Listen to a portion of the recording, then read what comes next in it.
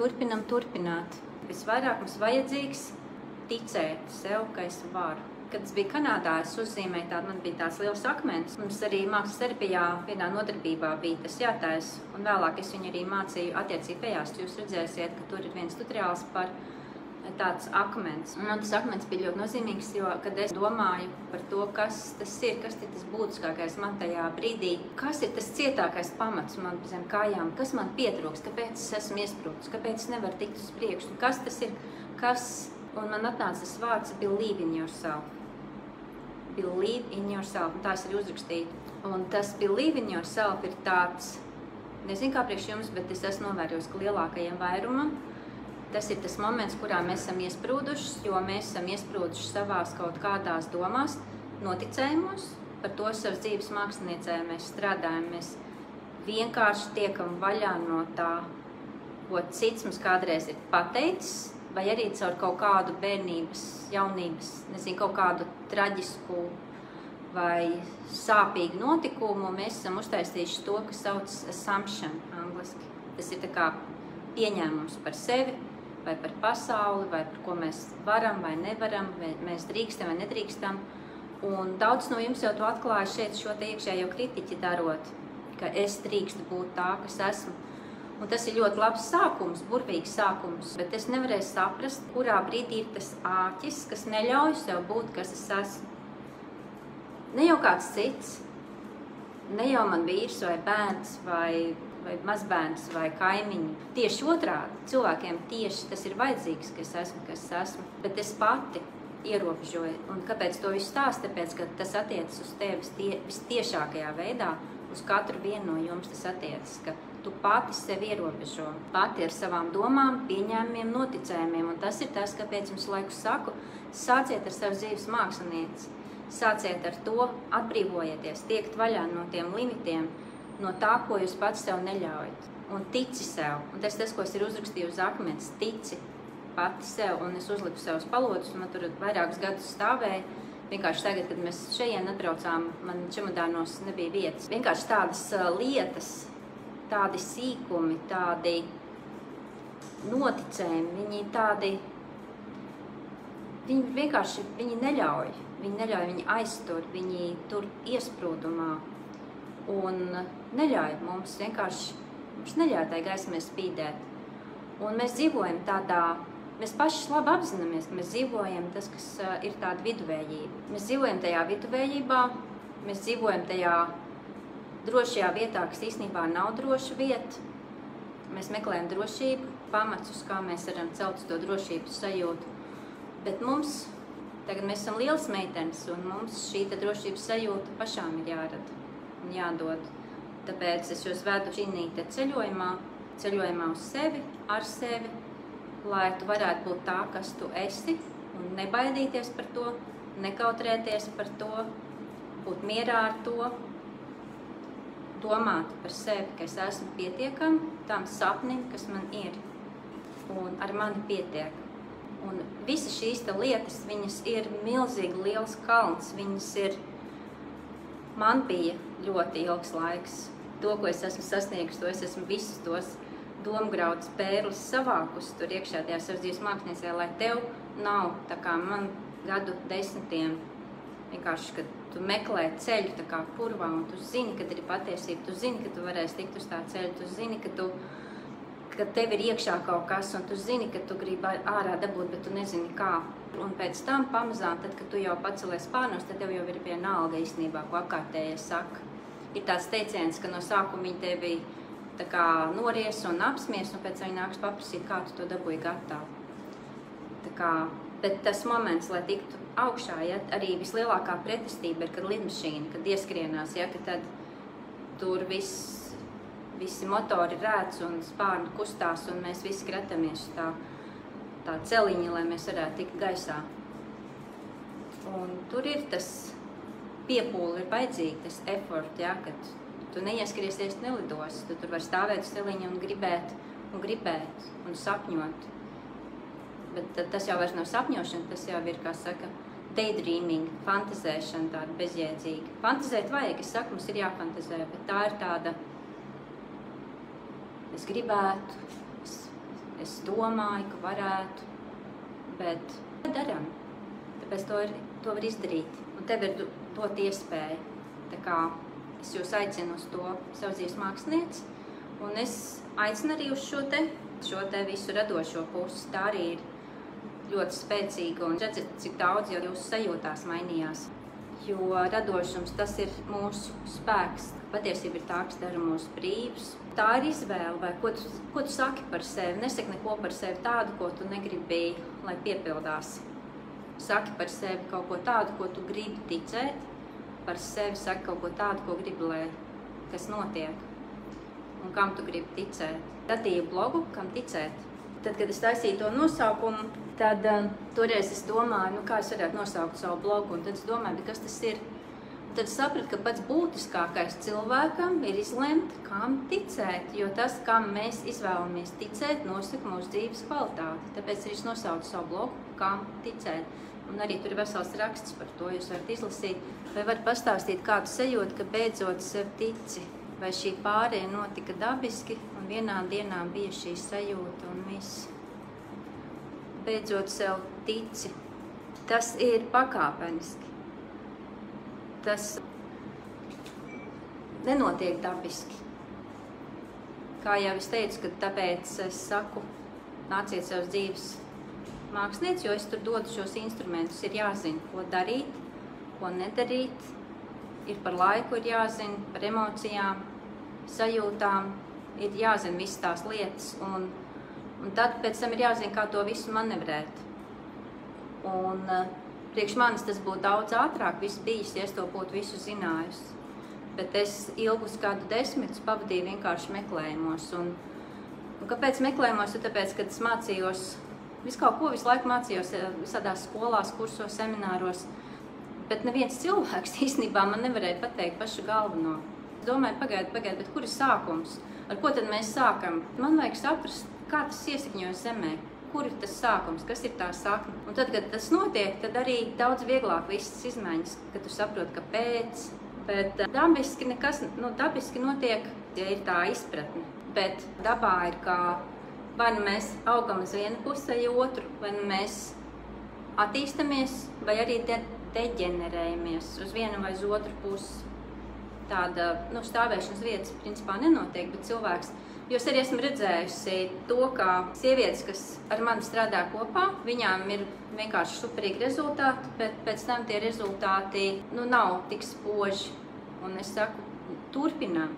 Visu laiku, tāpēc arī es jums saku, ļauj sev vajag gaismai spīdēt. Turpināt. Mēs nevaram apstāties. Mēs tikko apstājamies, mēs krītam. Mēs ejam atpakaļ. Visu laiku ir jābūt tā izaugsmē. Visu laiku ir jābūt tam skatam uz priekšu, seju uz priekšu. Un tad viss notiek, ja mēs turpināt. Bet tā kaut ko, kā lai saka, ir jānosargā tas sasniegums. Tajā ir jādzīvo iekšā. Un ja nav tas virzība, tad arī Bībelē rakstīts Salmana pamācībās, tur rakstīts, ka bez vīzijas tauta iet bojā.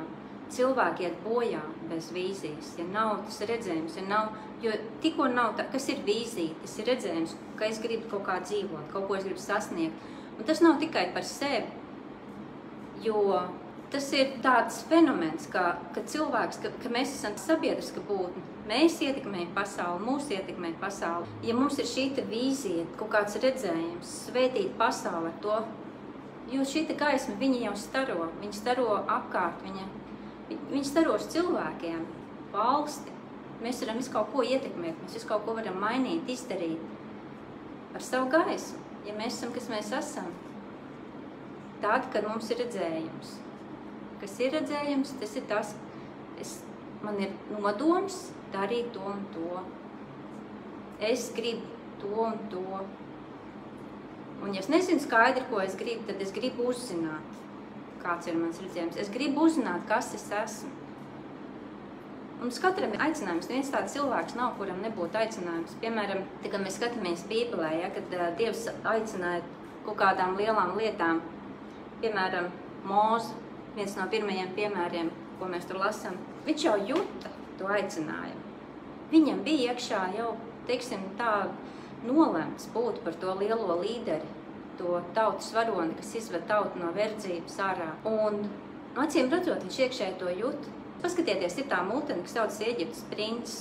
Tiešām parāda nevis kas notika, bet vairāk to emocionālo pusi parāda. Tā multnīte ir ļoti foršā metafora, un tur ir arī visas tās dziesmas un viss tas stāsts, principā, kā viņi izgāja ārā no turienes. Un tur bija, kad Mozu adoptēja, un tā, ka viņš bija jau vai nu tā kā 18 gadi apmēram uz to vecumu, plus mīnus kaut kad, ka viņš gāja un redzēja, ka viņa tautas cilvēku tur apbižoja un viņš tur aizstāvēja un aizstāvoties nejauši viņš tur nogalināja to eģiptieti. Un pēc tam vienā citā gadījumā tur viņam tā kā viņš sastapās ar vienu citu un tad viņam tā kā pārmet, ka viņš to ir izdarījis un viņš beigās atklāja, ka vienkārši, kad viņam jāmūk no turienes projām un viņš bija pats ļoti dziļi vīlies, bet tas viss storijas ir tik ļoti emocionāls, viss tas arī tur tā dziesma ir, ka viņš staigā pa to prinča pili, kur viņš uzauga, kur viņu adoptēja, un viņam viss ir. Viņš ir viens no tiem valdniekiem, un viņš var visu atļauties darīt. Viņam viss ir atļauts, kā jau tur Ēģiptes valdniekam. Un viņš ir, kur man ir tas, viņš dzied, un man arī šitas, un man ir tas, un līdz tā dziesmas beigām, kad viņš nonāk, viņš jau retoriski, viņš tur tā sev prasa, bet vai tas ir viss, ko es jebkad esmu gribējis? Vai tā ir, ka tas ir viss, vai man ar to pietiek? Un tur var just, ka viņš tā kā sāk uzdot to domu, viņš tā kā atmosties sāk tai domai. Tā kā tagad dažām no jums jūs, tad viņš aizbēga tūkstnesī, un tur viņš pavadīja arī ilgus gadus, gadu desmitus tajā tūkstnesī, ganot aitas, tur apprecējās, radīja ģimeni un vienkārši dzīvoja no citiem vārdiem sakot, un viņš tā kā aizmirst, ne, bet tā kā, ir, ka mūsos ir tā kā apdzis tas, ka tā kā es mēģināju kaut ko darīt, man nesanāca. Viss ir, es eju ganīšu govis, aitas, vienalga ko, kaut kā jau es izdzīvošu, kad jau būs viss ok. Un tad arī tur tāda forša dziesma ir, kā viņa sievas tēvs viņam dziedāja dziesmu, ka viņš teica, paskaties, ka cilvēka dzīve, viņa ir tā kā tas diedziņš, tur viņš rādīja paklājā, ieaust. Un neskaties, ka tu esi tikai tas viens diedziņš, bet skaties, ka tu esi daļa no tā skaistā brīnišķīgā paklāja, un tas paklājs viņš neizskatītos tāds pats, ja tur nebūtu iekšā tas viens diedziņš, ja viņš pietrūk, tur būtu caurums. Ja tā kā mēs visi esam šī te paklājā, kopīgā, burvīgā, skaistā, kas sauc dzīves aust, un skaties uz sevi ar debesu acīm. Tur ir tie vārdi tādi. Es vienkārši to visu zinu, jo es katru to dziesmu zinu. Es jums varētu vēl stundām stāstīt par to visu, gan tām dziesmām, gan to visu storiju un tam līdzīgas mēģinu tā vienkāršāk savilkt.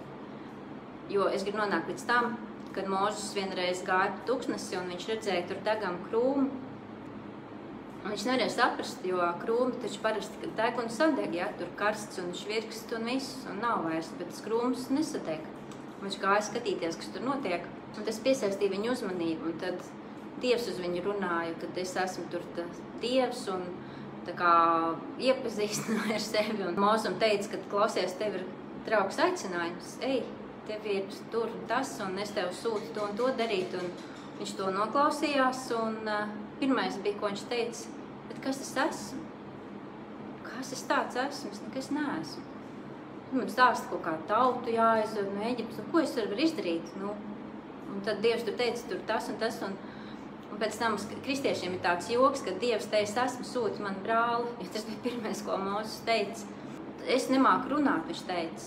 Man brālis māk labi runāt, Āronu, viņš paņēma palīgā, un tas Ārons visu kaut ko pēc tam tur saputroja, to zelta teļu uztaisīja, un vēl visādas problēmas sataisīja, bet viņš paņēma kompanionos brāli, kurš runāja viņa vietā, jo viņš Mūžs pats domāja, kaut arī viņš mācēja runāt, tur citas vietas ir, kur viņš normāli runāja, nekāda vaina, bet man arī bija tas pats, kas teica, es varu rakstīt, bet es neesmu runātāja.